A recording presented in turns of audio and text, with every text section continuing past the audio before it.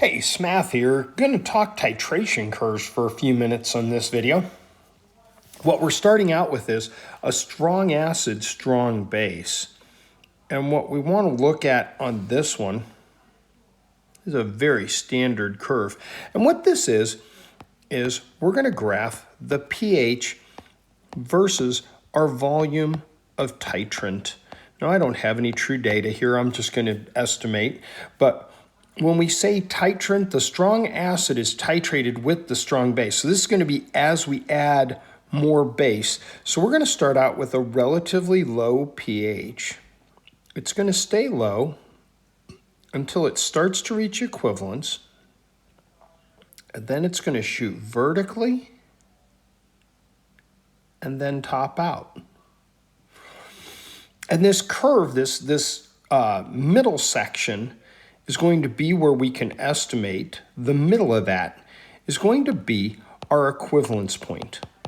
And that equivalence point for any strong acid, strong base is going to be 7.00. That's just very easy, very straightforward. Doesn't matter which one it is. We're going to see a very slow ascension, and then immediately it's going to move upward with not very much titrant being added to it. That's what's going on in the strong acid, strong base. And we know it's strong acid, we're starting out low. If we wanted to do the opposite of this and say, excuse me, a strong base titrated with a strong acid, we would simply come in the middle. Now it's just the exact opposite. Come over, shoot down, and make another sigmoid right here. Very slight curve, equivalence point, dead in the middle. 7.0,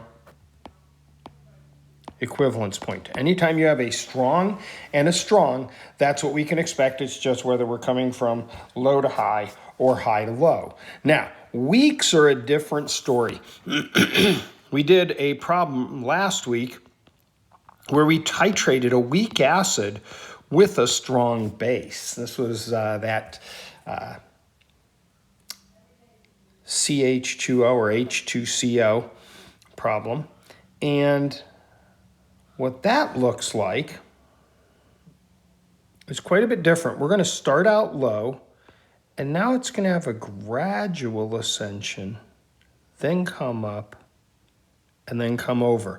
Now, the equivalence point is still in the middle, but it's not going to be 7.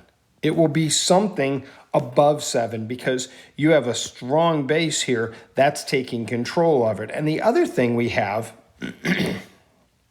that's worth making note of is down in this region of the curve.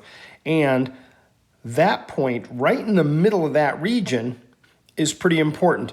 See, that region is our buffering zone.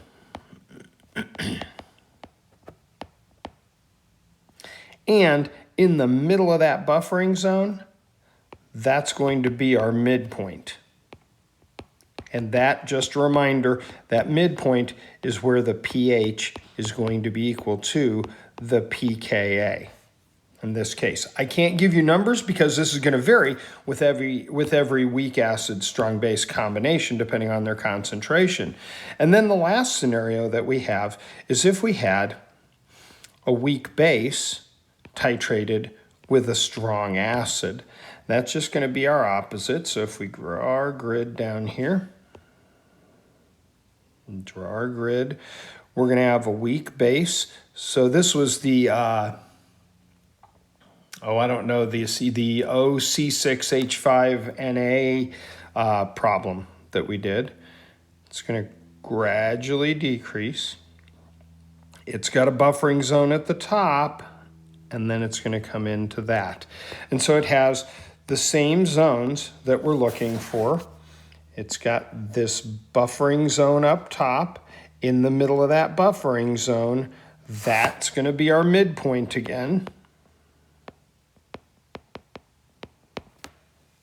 Okay, and then at the middle of that vertical rise, we're still going to have our equivalence point.